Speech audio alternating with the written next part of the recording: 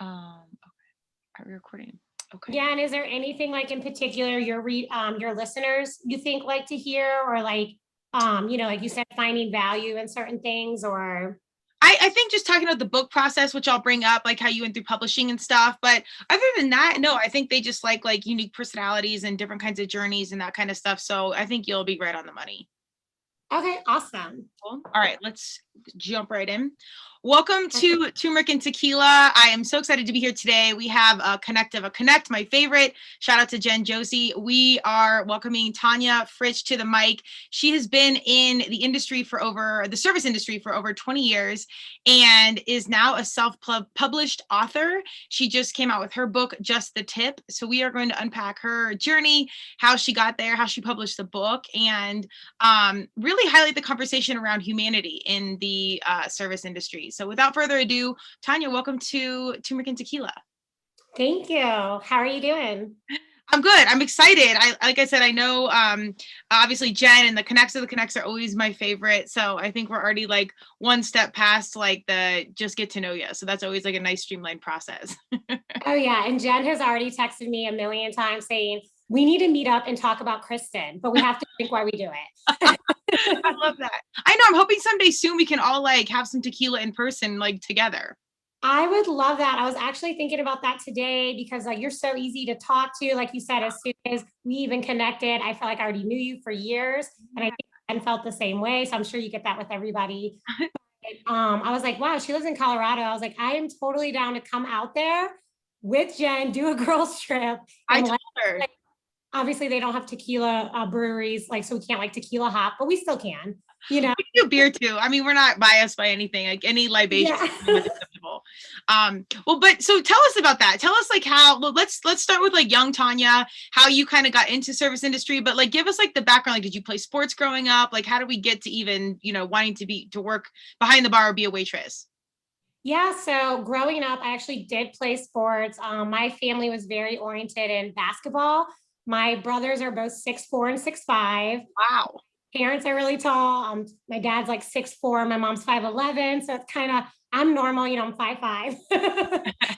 I didn't get the height, but I was so obsessed with sports. I was such a tomboy, and my twin brother was so good at basketball. I was like, I got to be just as good, like we're a basketball family. I was the worst. Like I could not make a shot to save my life. And I still played throughout school, but my parents were just like, maybe not for you. So that's how it started. I also, obviously girls get their height sooner than boys. So I was super tall compared to my brother in school. So my parents were like, yeah, let's go with this. Like she's going to be the basketball person. And obviously, a few years in, he shot up and he was better at it. So that was a no-go. After that, I really just got into like art and writing. I was always like a book nerd. I would be in my room, just reading, writing. My parents were always like, what are you doing in there? Like, like we never know what you're doing. I was like, I'm just literally sitting here reading, like nothing exciting. But I started doing that a lot. And I actually wanted to be an artist, literally the artist that you see like sitting on the side of the roads, like in Italy with the canvas and just Yes. And I mean, that was my dream forever. I remember every Christmas I would ask for paint and canvases, and that's it, just art supplies for years. And I, obviously when I started getting older, I was in high school, I was taking all these art classes and I wanted to get a degree in art. I just really wanted to go for it. And I really realized I didn't think my bills would allow for me to be an artist on the side of the road. Yeah. So, and at that point, it became a little bit more not boring, but I could tell like my passion was switching a little bit from painting to, like I said, more so reading and writing and really getting my voice out there. So a lot of my friends would always be like, you're so funny. You need to be a stand-up comedian, And I'm like, no way. I'm so scared to like get on stage. But, the more and more people said it, you're so good with people. I decided, with my first job, my mom was a waitress most of my life. Her and my dad worked odd jobs so they could watch us one shift and then switch. We had 3, little babies running around. So I just remember I would go with her and we would go pick her up late at night because my dad would have to like load us in the car. And I just remember waiting for her and it was so exciting. Like I would see her running around at a bar at night and, the music and the people and the fun. And I just was like, this has to be the coolest job ever. Obviously, I'm not realizing like how stressful it is or Right. anything like that. And so for my first job, I mean, obviously my mom recommended like you should work as a waitress or a hostess because you'll make really good money and you can be around people and I think you'd really like it. So Mhm. that started my career at 17 in the industry. Okay. Yes, mom influencer. She knew right away. Oh yeah. I know. I'm like, at first I was after a few years in, I was like, was that good that she influenced me that way? Because I don't think she expected it to be a 20-year career choice, but Right. she hasn't minded it either. Well, there's some like freedom that comes with, being in the service industry. I mean, I don't think people understand how intense the job can be. And I've always said I think everybody should work sales and or be a waiter or waitress at some point in their life so they can understand like how hard the hustle is and how important it is to assimilate with all kinds of people and just kind of be on your toes at all times. Because it's really hard to like make some people happy. And I think that's just such a phenomenal skill set.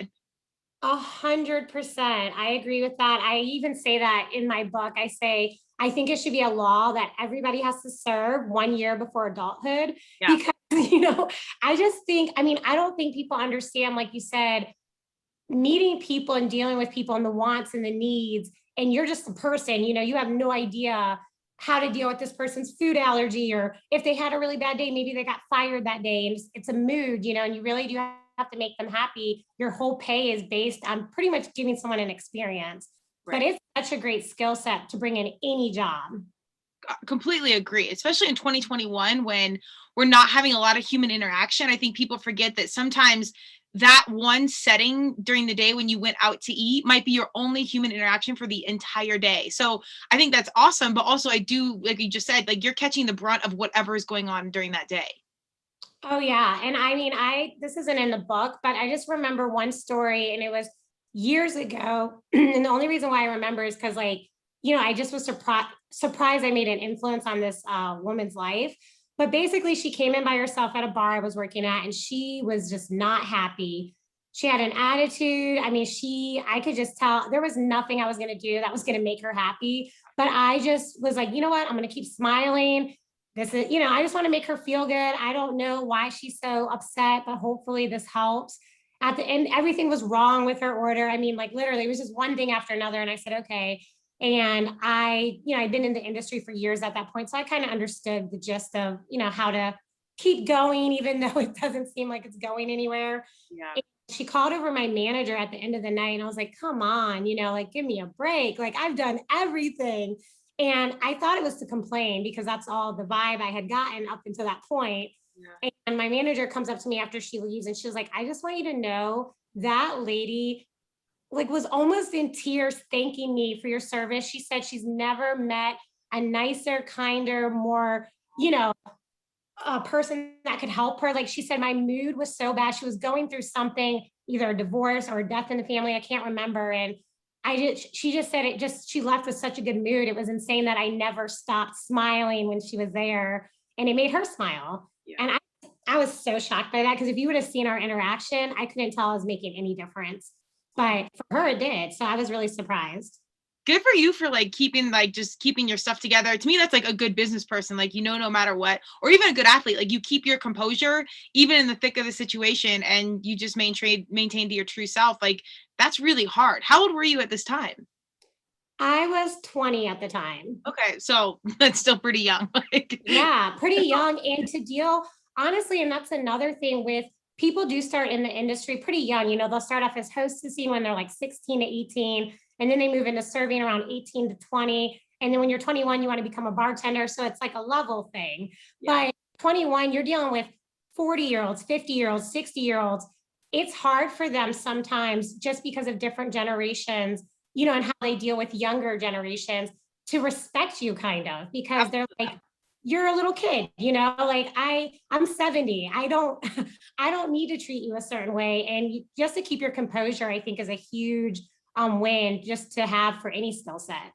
Absolutely. Absolutely. Well, so how long were you hostessing and then being a waitress? And then when did you become a bartender? Was it like right at when you turned 21?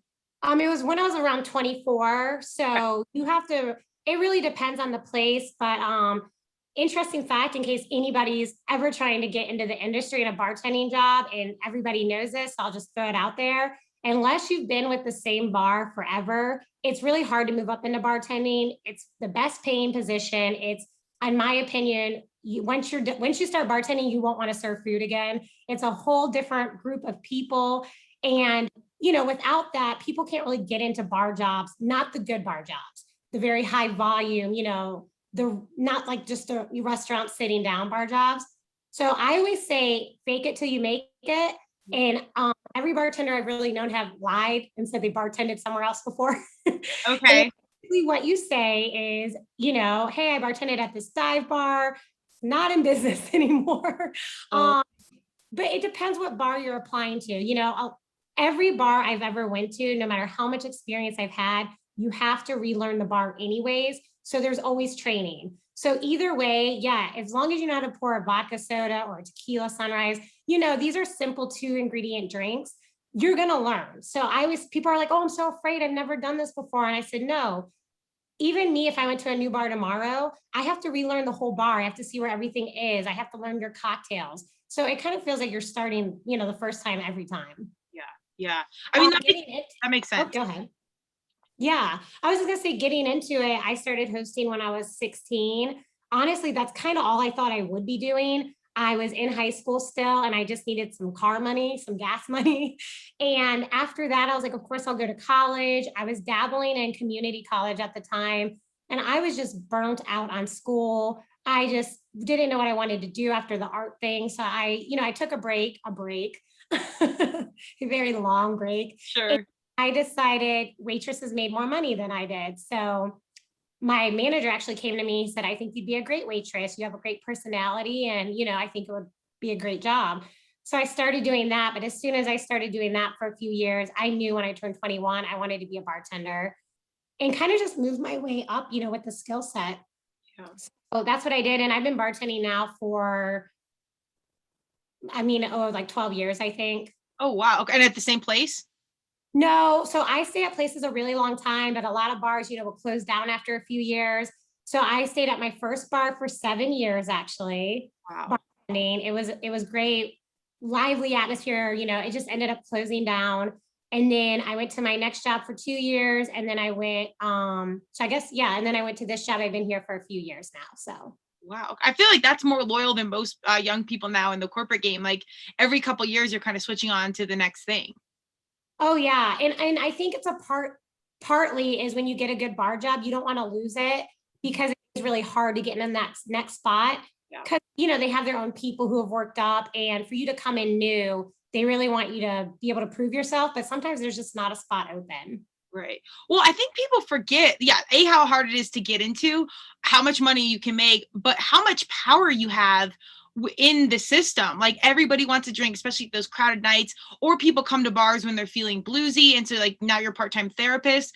I mean, this role in the world really kind of helps the wheel move around. Like it's pretty intense on some of the things you encounter. I've never been a bartender. I was a pool waitress for many years, and there's like some funny stories there, but kind of just dabbled like when I was younger in the industry, and then got out of it as soon as I like discovered like sports and marketing and stuff. But it was invaluable experiences. But when I would always watch the bartenders, like obviously went to bars, we'll still do, but mostly in college, and I'm like, these guys run the world. Like you can make all the rules, like you can do all like basically whatever you want. Do you feel pretty powerful when you're behind the bar? Oh yeah, we feel like rock stars. Yeah. Lie. I've even been walking down the street and people will be like, Tonya, you were my bartender last night. And I'm like, just doing princess wave, like, hey, what's up, paparazzi? Yeah. I literally just made you a vodka soda, but I'm glad you appreciated it. Yeah. In the industry, you do have all the power. It's that, like I said, even honestly, even more than a manager, you make more money. You are the center of the whole atmosphere. It's the most lively part of any place, and for me, I've done high volume all of my bartending career. So it's 300 plus people in there at one time. And I've had people say like, I can't believe you remember these drinks. You're so fast. But, it becomes obviously just like any other job. You just robotic, you know what you're doing. You know where the bottles are without looking. It is a super fun job. It does wear you out because the hours are super, vampire hours. Yeah. I get off work at 4 a.m., sometimes 5 a.m. and trying to make it through McDonald's drive-through for breakfast, just before I go to sleep. So It's an interesting life for sure, but I definitely say it's super fun and definitely feel like kind of like a rock star. You got to be careful a little bit because you can go really far into the rock star lifestyle with the partying and, the late hours, but it's super fun. Yeah, that's a perfect segue. How do you balance that? Because most bartenders I know, they're like, I mean, you drink, like that's part of the job. And I do actually know a couple sober bartenders, which I don't really know how they do it, but how do you manage that kind of crazy lifestyle? Yeah, and so in every state's different too. So like the bar I work at now, I can't drink behind the bar. There's cameras on me. It's very, hey, no, But some other bars in I know different states. I lived in different states. You can buy the bartender a shot, and you kind of just have to maintain yourself. Basically, the owners say, if you get drunk, you're out of here. Yeah. Be responsible drunk or whatever. But bartenders do get breaks because we have 12 to 14-hour shifs. So we'll go have a beer at our favorite bar on our break. And, as long as you don't get like too crazy or buzz coming back, it doesn't really affect anything.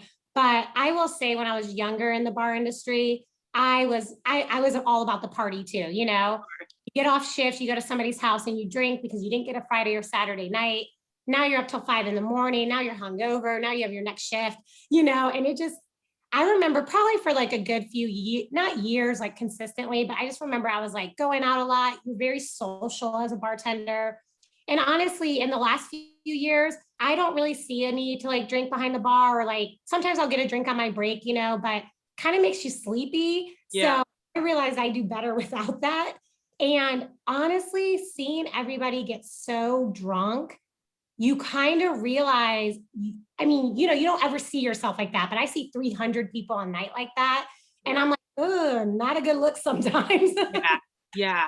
It helps me really like deal with people being sober now behind the bar as well. I still like to go out and have drinks. Don't get me wrong. That's what I'm doing on my day off probably. But I think when you've been in the industry a long time, the party part wears off and you realize, oh, this is actually just my job. Sure. It doesn't have to be a party all the time. And I've worked with a lot of bartenders, like you said, who had been sober for 14 years, never tasted a drink they ever made. So it just depends, I guess, on the person. Yeah. Yeah.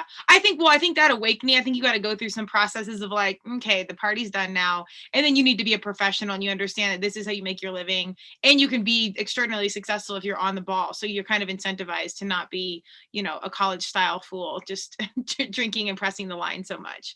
Oh, definitely. Well, so people are going to be wondering just the tip. I love that it kind of like pokes the bear a little bit, no pun intended. But tell me a little bit how, as you're in the industry for 20 years, you decide to write this book. Give me like some like specific inspirations of where like, okay, that's it. I'm writing this book. We're getting it done. Yeah, I mean, so I came up with the title before I ever came up with the book. I just was sitting there one day and I thought, I read a lot of like not like self-help books, but also like entrepreneur books, a lot of female writers. I just was really into seeing like what all these people were doing on their own, And like I said, always been a fan of reading. So I would read a lot of like Chelsea Handler, Yes. laugh out loud. So I was like, oh man, this person who I've never met is making me laugh out loud in this Barnes and Noble. That has to be such a cool thing. Like, I wish I could do that. That was like how it first sparked me. Like, could I make a stranger laugh with my writing without them ever speaking with me? And then I was sitting there one day at one of my serving jobs. It was super slow. And I just remember I had been in it for a few years at this point, and it was like a day shift. And anybody in the industry knows day shift is like the slowest, boringest shift ever. You question your whole life every day shift. It's so odd. I was like, I need to write down these stories. Like, if anything, I have all this time. I've encountered so many crazy stories of all these different people. Maybe if I'm a server for the rest of my life, I'll have at least a blueprint of my life in form of a book. And that was like a big accomplishment to me if I could just have it in writing. I didn't care if I sold one copy. I wanted that for me to say, this was my life. And so I just started writing stories in literally my waitressing pad on like printer paper, like the skinny printer paper. And then I would transform it to a notebook when I got home. Well, I wrote these stories for years. And during COVID, I just had the time, my bartending job ended because we couldn't have people inside anymore.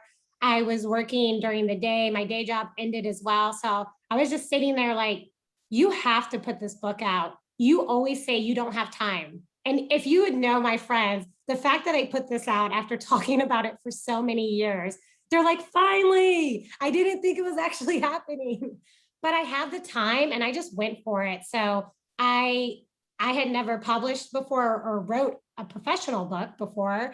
And I just started writing and typing and then started going through that whole process by, looking up the information. And then, yeah, I was so glad the title for what I wanted to do wasn't taken. And I was just ready to do it. I cannot believe it wasn't taken, because it's like a phrase you've heard forever that's hilarious. And, but I can't believe somebody hasn't like swooped that or And done so, something around it. yeah. And I mean, there are some just the tip books, but it's about, we'll say like just the tip financing for the blah, blah, blah. As long as it was like, it wasn't relating to the service industry at all. So I thought that was pretty cool because I mean, I saw how other people used it, like just the tip, and they would give you tips for a successful business or something. But the fact that it wasn't used for the industry, I was very surprised. We put that like on all our tip jars, like put your hand in or just give a little, just the tip, so I was super excited and I was like, oh my God, I'm running with this. I love it. When I want to unpack some of like the publishing journey, because I think there are a lot of people that want to write books out there. But before that, tell us a little bit about the book. Like, give us an example of the story or how you put it together. Like, give us some like the quick 411 on what's in there. Yeah, so it's really just funny stories about the industry. I mean, some of the stories you're going to read, you're going to say, wow, I can't believe people act like that, but it's still going to make you laugh. I did it in a way where it wasn't so much shaming people for being the way they were, but it was more so just bringing the humor out of everyday life. Like, wow, that actually happened. I think we're always in every situation in our daily lives, something happens or we have an interaction with someone where we're kind of like thrown off by it a little bit. But I also believe we also can laugh about it later and say, that was weird, but let's move on. So it's really funny stories about the good, the bad, and the great people I've met. It also has some stories about me growing up and what me and my friends did. It's like crazy stories as teenagers and, in my young 20s, like we said, we all have stories to tell. So it kind of goes into my dating life a little bit, how that's been a little bit of a train wreck until recently, but it's all of it. So I've gotten some feedback recently, and just the number one feedback I'm getting is I was sitting in bed next to my partner and I was laughing out loud and they're like, what are you reading? And I'm like, that's all I wanted. When I sat in that store and read Chelsea Handler, I wanted people to laugh at my book. And the fact that anybody has said that, I'm like, accomplished, it's already been accomplished. Like, that's amazing. Well, I looked at it on Amazon. I was reading the reviews, and you have some phenomenal reviews, or people are not just like 5 stars. I love it. It's like, this girl's hilarious. This is definitely a book you should buy. This is a book. Like, it's really like engaging, awesome interviews. And I'm also a fan of Chelsea Handler. So I like one of the lines or my favorite, she's like, I was sitting with my soulmate in bed, vodka, like, and really simple, like deadpan humor. So if you're even getting remotely compared to that, even if it's just you comparing, that's amazing. That's huge. Oh yeah, I go through the process of interviewing for jobs, how it's so awkward, but I bring the humor into it. And yeah, it is huge to be compared to that. And like I said, these are some are friends, some are customers I've had at the bar. My editor wrote me a rave review. She was like, you need to be a stand-up comedian right now. Drop your day job, drop everything. And I'm like, let's not go that far. But this is someone I had never met. She's never spoken to me. So for her to hear my tone, I thought that was pretty cool. Well, she's probably read thousands, I mean, maybe hundreds of thousands of books. So like, that's like a deep compliment coming from someone that swims in books. Like, that's huge. Yeah. And she had a bestseller herself. So I kind of trusted her advice, and she doesn't have to tell me my book's good. I already paid her. So right. And humor is hard. I don't think people understand how hard it is to be funny, but like authentically funny, not like stage jokes, which I'm here for that, but like just that's authentically who you are. Like, that's a big deal. And I'll say it just came out so naturally. Like, I have a very sarcastic personality, and it's probably from working in the industry my whole life, having to joke around with girls and guys, kind of being like, this is so awkward. Let me make this better, like, yeah. But when I wrote, I didn't know my tone would come out in the way it did. And I literally didn't even have to think about it. So I feel like I'm really lucky in that way that this project just kind of came out of me naturally. So I know people don't have that. Yeah, well, that's when you're in alignment. I think like things like stars aligned and it was all meant to be. So it's like you just don't, I think when it's really right, you don't have to work that hard. And that's counterproductive to everything we've grown up with. It's like if you want to be a better athlete, train more. If you want to be a better writer, take the classes or the art classes. But sometimes I think you just like it's when it's right on time and it's everything's in alignment, it will just flow.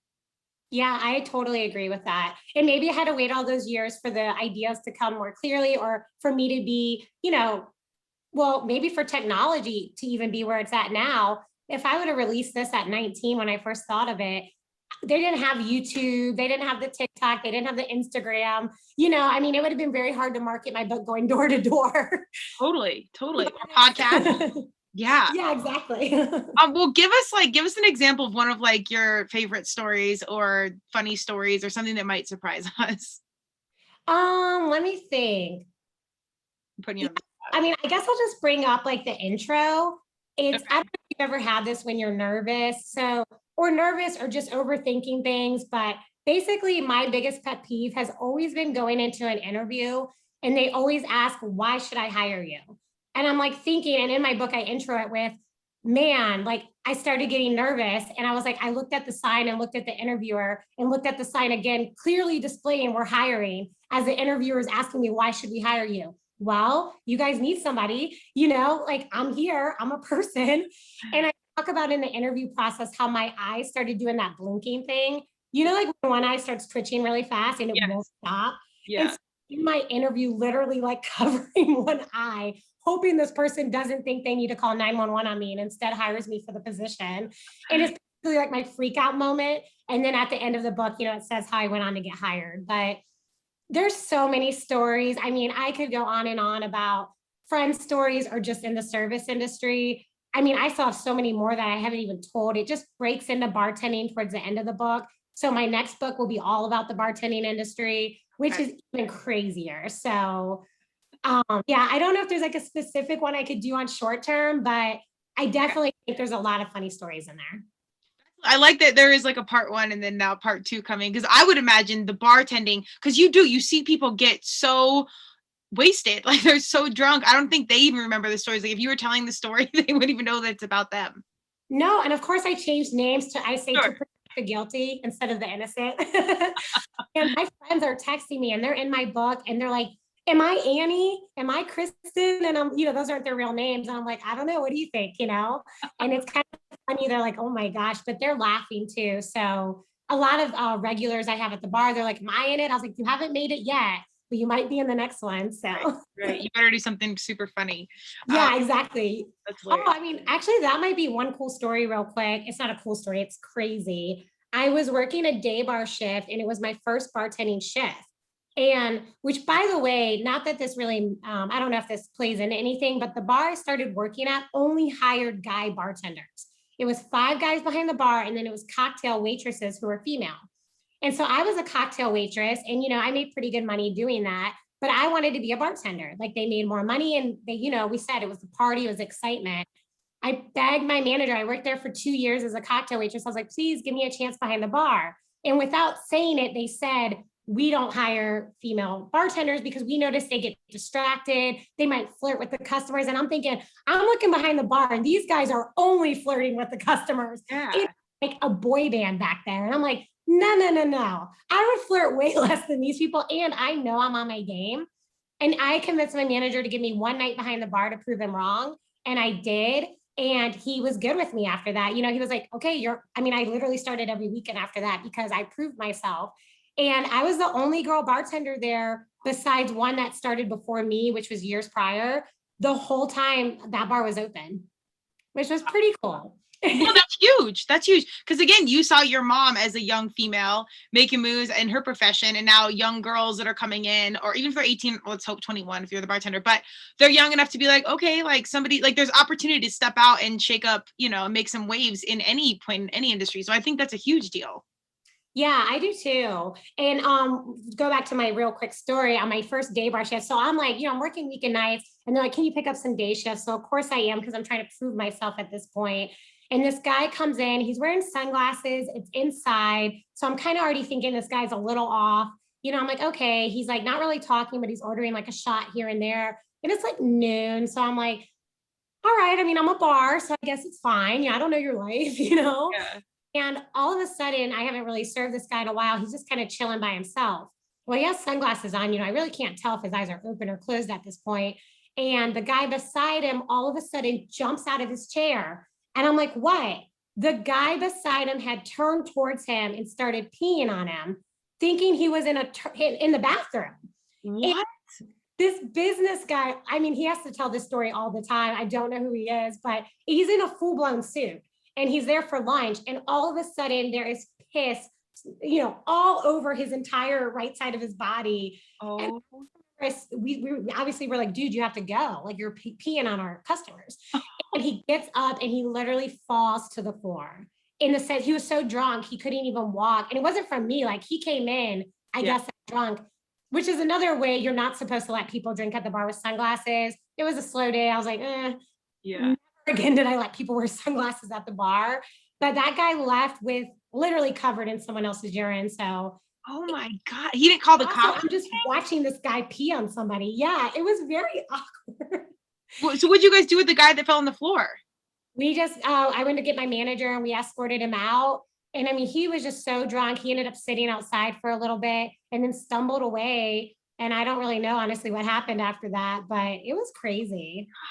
God. Well, you can get arrested for that. And like, that's a big deal. It's like, drunk in public, but peeing on somebody, I think that can be counted even as like a sex offense. The guy didn't press charges. I think he was just like, I think he was in shock, honestly. Yeah. Imagine going somewhere for lunch and feeling something wet on you and then turning and the guy's facing you, peeing on you. Like he thinks you're the urinal. That is horrifying. I wouldn't even know what to do. You know what I mean? Like, I can't believe the guy didn't get up and start a fight or something, but he was just like, I think he was literally in shock and he just sat there like, I guess lunch is done now. Like he didn't know what to do. I mean, I don't even know what do you go get in your car like that or go get a cab? Like, you're covered in pee. That's horrible. Do you tell your boss you're going to be late coming back for lunch? Do you take the day off? Like, what is happening? I think you go home and write a book. That's the only thing you can really. I definitely got paper and wrote the story down. That's what I did. Oh my God. That is sorry, your meal's on us. Can you clarify the facts in the story? Yeah, right. Like, let me grab my pen 1 second. Yeah. Yeah. When did he actually start peeing on you? Oh my God. Yeah. This is when you guys don't actually make enough money because some of the stuff you cannot unsee is so real. Like, there is a lot of things that happen at a bar. Can I tell you, and I mentioned this in the book, the amount of bodily fluids that I have had to experience, it has to be almost worse than a nurse, to be honest with you, because at least that's in a setting where you need help. This is like you're bringing it on yourself. Yeah. What do you, I was always curious, what do you guys do when like someone's like sick or I can't even imagine what else happens, but like, do you just get somebody out of a bar and like, that's it? Yeah, we get them out of the bar and we clean it up and it's disgusting. And so I'm good enough now. This actually happened to me 2 nights ago, which is you just start reading people's gestures and faces. And this guy came up to the bar and it was his like 21st birthday. So that's already like, you're going to throw up that night, but please don't do it here. Yeah. And I joke with people and say, hey, if you throw up, you got to clean up, like obviously they're going to be too drunk to clean up their own mess. But I always say that to kind of warn them, like, I'm not cleaning up after you. Yeah. But obviously I end up doing it. But this guy comes to the bar, he seems fine, but I can tell like the way he's like kind of holding his head a little bit. He does not need another drink. His friend bought him a shot. When he took that shot, I saw his face and I looked at the other bartender. I was like, he's going to go throw up in a few minutes. He's like, no, he was talking fine. And I was like, watch. Not 2 minutes later, did he go throw up in the bathroom, in the sink. And the bartender was like, dang, you were right. I was like, oh yeah, I saw his eyes. He went blank after that last shot. I mean, I could tell it was not going to happen. So you just start reading people better, For sure. before they get too sick. Oh my God. My thing in like life, like I'm okay with blood or whatever, throw up, I can't do it. Whatever it is, like something about it, it is like my hard no-go, can't handle it. And you know what? I'm such a germaphobe. It gets like, I can't believe I can say that, but I'm the one behind the bar washing my hands like 90 times a day. And when you tell me I have to clean that up, I think it's coming through the gloves and I'm just like, why me? But then I keep doing it. So Oh my God. I always say when they come to the bar and they're slurring or, they'll try to order a drink and they can't even say the correct words. I always say, if you can't say it, I won't make it. And they're like, what do you mean I can say it? I was like, well, say it. What do you want? And they'll just kind of look at me with a blank stare. And I'm like, yeah, you're cut off. Like, you can't even say what you need from me. You just expect me to make you a drink. Yeah. Yikes. It just puts so much like responsibility on you guys. Thank God, like you have been experienced enough to like know when to like fully cut people off. But then I think people get really pissed off and it's like a whole other situation you're dealing with. They do. They get extremely mad. They're like, I'm not drunk. They're telling you what they are. And I'm like, that you might not be drunk, but I have to look out for the bar. I said, feel free to go to another bar and get some drinks. I was like, we're not kicking you out permanently. We're just cutting you off. If you want to leave, I understand. And at that point, I mean, they could start a fight. We've had so many people cuss at us, say we're going to call are their lawyers. I don't know what their lawyers are going to do in that moment, but we get our bouncers to kick them out at that point and just say, hey man, come back another day. They always come back the next day to get their card that they left behind. And they're like, I'm so sorry. And I'm like, it's okay. It's whatever. I do this for a living, so I know your type. That's crazy. The best is when people are shamed when they come in the morning to get their credit cards and they're like, they think they're the only one. So they come in like with a walk of shame, like, hey, I think I left my credit card here. I pull out a stack of 100. I'm like, what's your last name? Yes, I've definitely. You're not alone.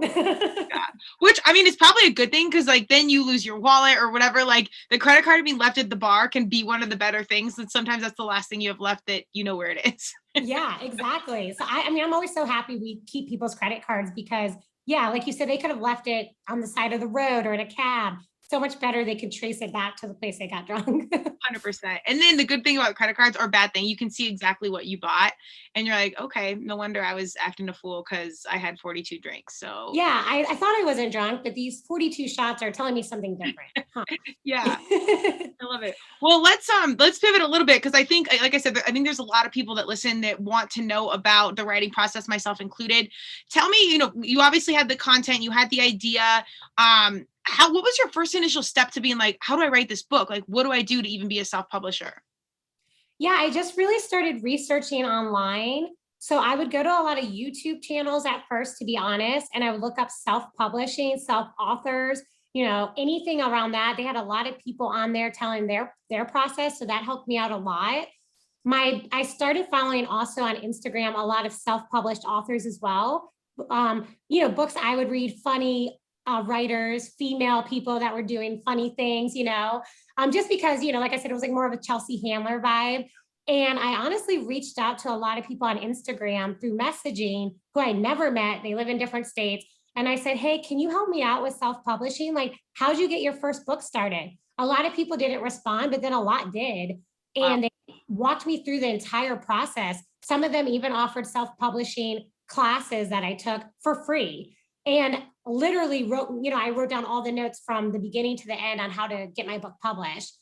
I also do recommend this website. It's called Reedsy. So it's REEDSY.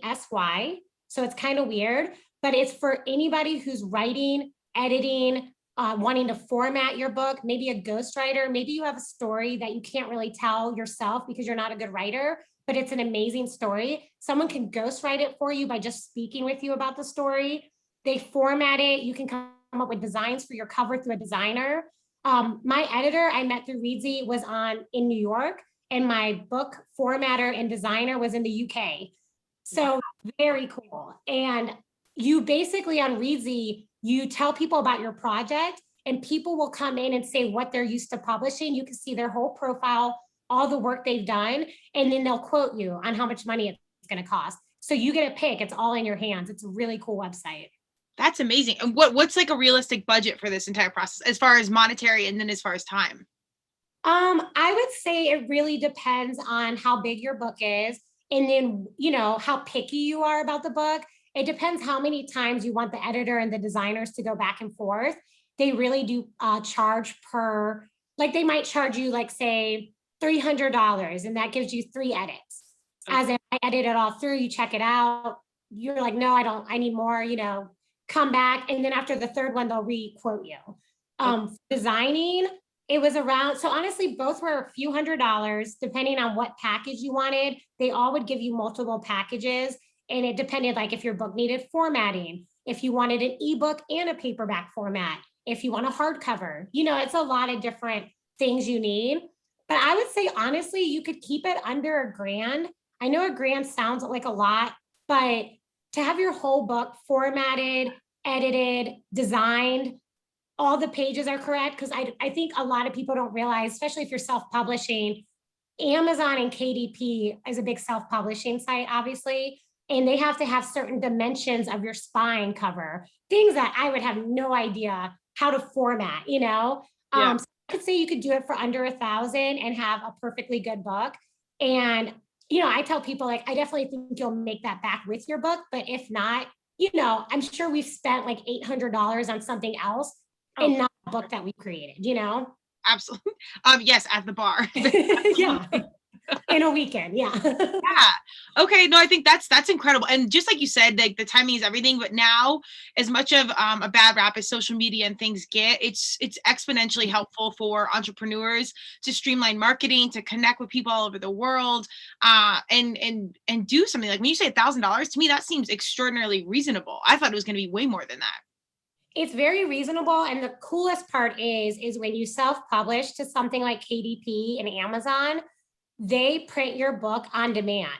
So you don't have to order 20 books and send it out to your people. When they order it through Amazon, Amazon takes like a $2, it depends on how much you price your book at, but a few dollars, they print it and they send it for you, which is amazing because that whole process would cost way more. If I had to ship these books individually, I'd be paying for $10, $11 per shipping, Yes. Yeah. Amazon's taking over the world. So there's that. But yeah, I've done a lot with like our apparel and stuff, and I finally outsourced it to Printful, which you don't make any money on it, but it's basically marketing at this point anyways. But it's streamlined. By the way, I want one of those shirts. Oh, I got you. Let me know. I do have some stuff in inventory here, but now it's kind of like the book where you just go through them. You can pick out anything you want, and then they print it and ship it right away. So it's streamlined. I would love that. Yeah, it's pretty nice. But it's I bought a print press just because like I wanted to print things that most people wouldn't wear, and I wasn't gonna print like 20 crop top hoodies that are hot pink because people may not like that, but I do. So yeah, we kind of covered all the bases. But I love now in this day and age, you can kind of circumvent some of these things that really held people back from writing books because the logistics are huge in these processes. Like it can kind of clamp the creativity just to understand the business process. Oh yeah. And I mean, I looked up some stats with Amazon before I did it. There's over 42 million books on Amazon right now, wow, which is crazy, right? Like, and they're not all self-published, obviously. Some of them are the famous books, but it's great. It's kind of crazy to me that I can be a part of that. Like I'm a part of 42 million books on Amazon, which is like, some people might say, well, isn't that a bad thing? I think it's a great thing because also like my book's only been out, I mean, I think I'm going on over my third week. So it's very new still. Okay. And I'm rated like 2000 in humor out of 42 million books. Wow. And it's a lot. What also people should definitely research when they're self-publishing is the keywords they use for searching. So if, say, I did use some very popular keywords like humor, memoir, like things that are going to come up with thousands and thousands of searches. Yeah. Honestly, if I were to do something like bartender humor, I could be number 1 in bartender humor, for a ranking and have that come up automatically. So you really want to be good about your keywords so that people can find you. And like I said, just a lot of research. YouTube is amazing for research. I mean, they will literally walk you through the entire process. Hey, this is what you click on. Go to this website. Upload your book here. I mean, it's amazing. That's how I did it. I literally followed a YouTube video and finally put it all together once I got everything back formatted and everything was correct. Wow. I mean, that's incredible. Obviously, I think you need to be diligent about your research and do some of the legwork, but imagine how this would be like 30 years ago. Like it's kind of crazy that entire situation can be streamlined into everything digital, essentially. Oh yeah. And before, if you ever wanted to have a book out, I mean, it's not like self-publishing was really a thing. You would want to send, a description to a publisher in New York or California and hope that they wrote you back and wanted you to be the next big thing, which is really hard. They get millions of submissions. And that's when I was in high school. That's what I was going to do. I literally bought vanilla envelopes to send my book out in manuscript to people. And obviously I never got anything back. Not that you won't, you could, but it's really chancing it, getting on the right desk at the right time. Social media gives you such a broad, platform. I had somebody buy my book in Mexico the other day. His Amazon was in Spanish. I don't know if he'll understand my book, but hopefully he does. And it's just really cool to see that, somebody bought my book in China.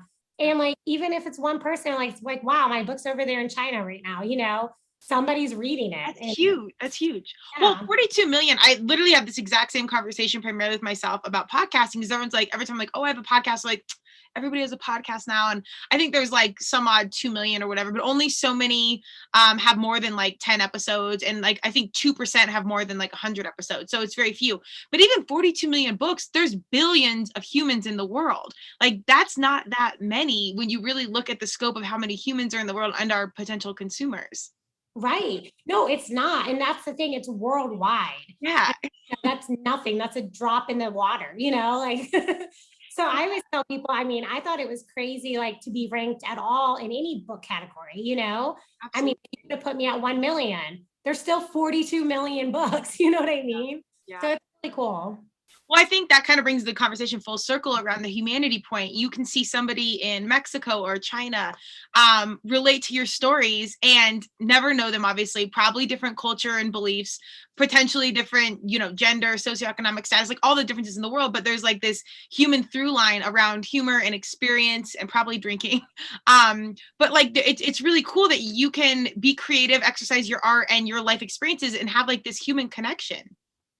Yeah, and you're right. And that's a good point. Every culture is so different, but I could see like waitresses in Japan, if they could, read my book, laughing about it. Like, oh yeah, we in a different language. Like we've dealt with that, it's we just all deal with people and we're all people, So that's a worldwide thing. That's what I always tell everybody. I was like, we can relate to people and that's everything. It's not a cultural difference. It's not I live in this country, you live in that country. That's worldwide. What we can all connect on is just being people going through these human experiences that make us laugh, because like I said, sometimes life can be awkward and funny and we just have to laugh it off and keep moving. So I think it's awesome that, like you said, we get to connect with so many people, through my book, through social media, through your podcast.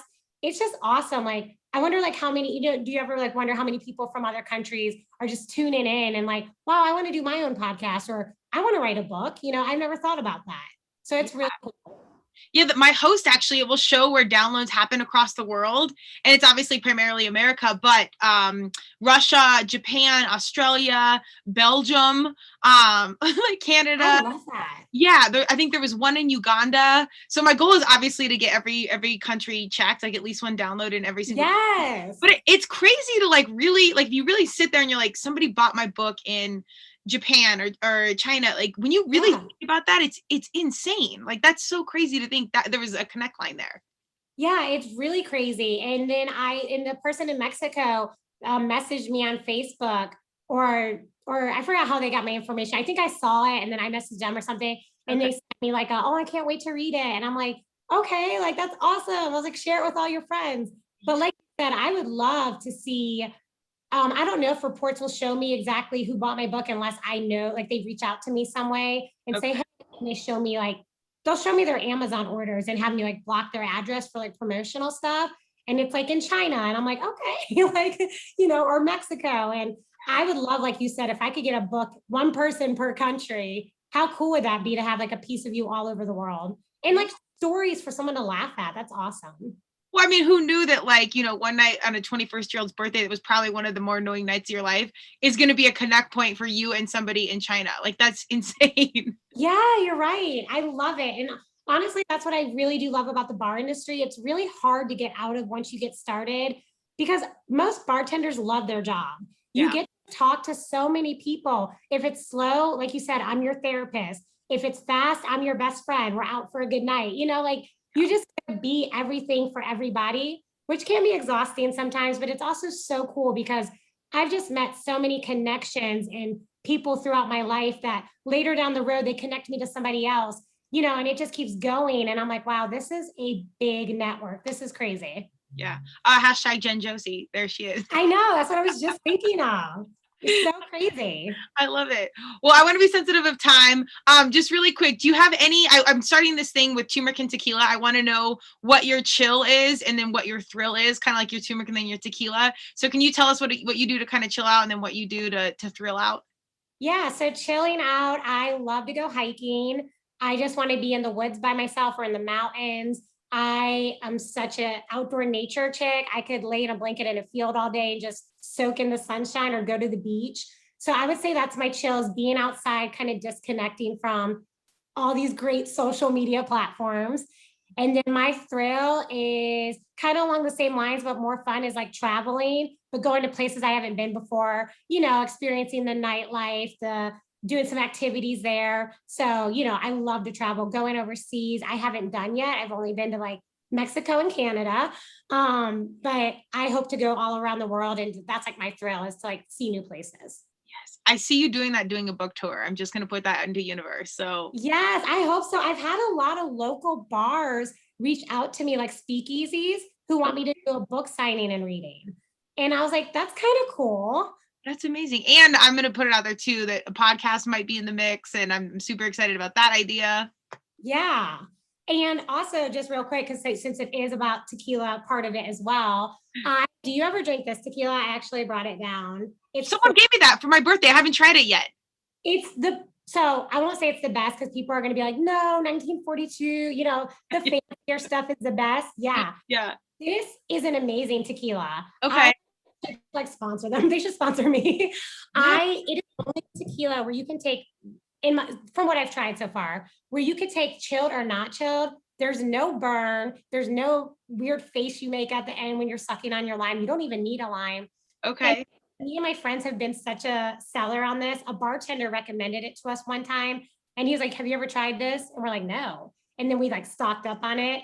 It's so good. I would be really curious to see what you say about it. It's smooth as water, but it definitely does the job. So wow. Okay. The smoother, the more like dangerous it is. Usually I say like mid-grade tequila, and I try and support the companies that aren't like, you know, Casamigos that sold for $100 billion. It's glorious, but like I try and, you know, support these small guys. But yeah, I've got it in my shelf right now. Yeah. And this is really affordable at the stores. I think it's like $30, maybe a little more, maybe a little bit less. I think it's like 25 to 30. Okay. So not super like $100 for a pretty bottle or anything like that. But I just bought some really expensive tequilas, and honestly, I like this more. Yeah. Yeah.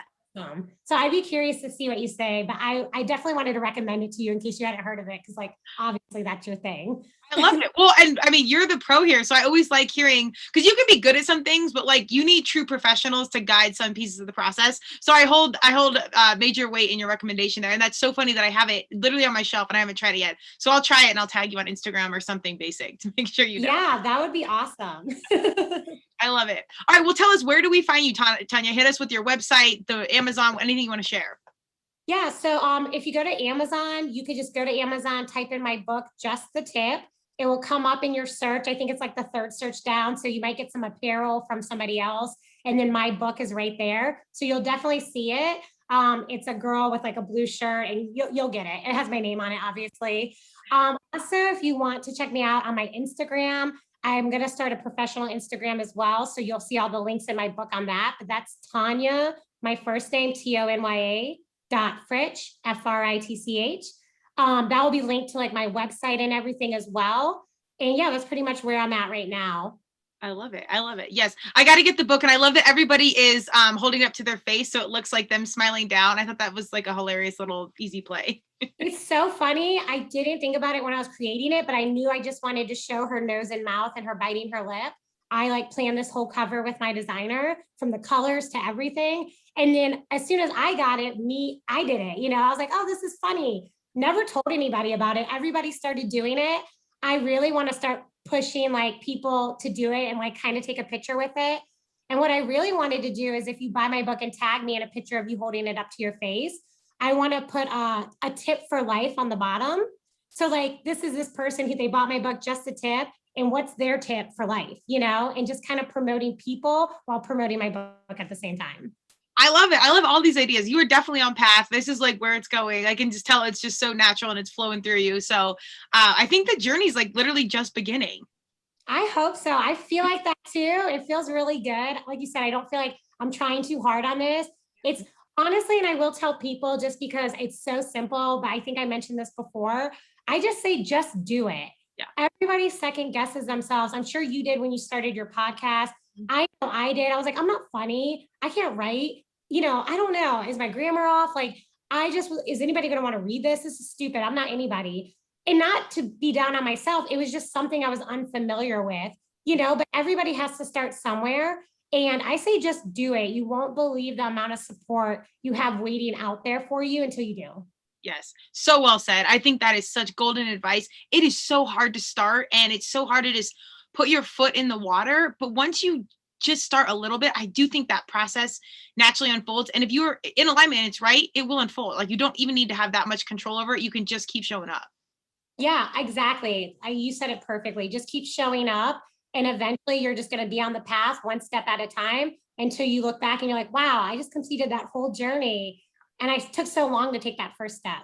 Yes. So well said. Well, let's plan to have Tequila in person soon and absolutely hit me up when the second book comes out and we'll revisit this whole conversation. Yes, I love it. It's going to be super funny as well. So I can't wait. And I definitely think we should get Tequila soon. Yes, yes. All whatever I have in there in the shelf. What was the brand called? Is it Chorizo?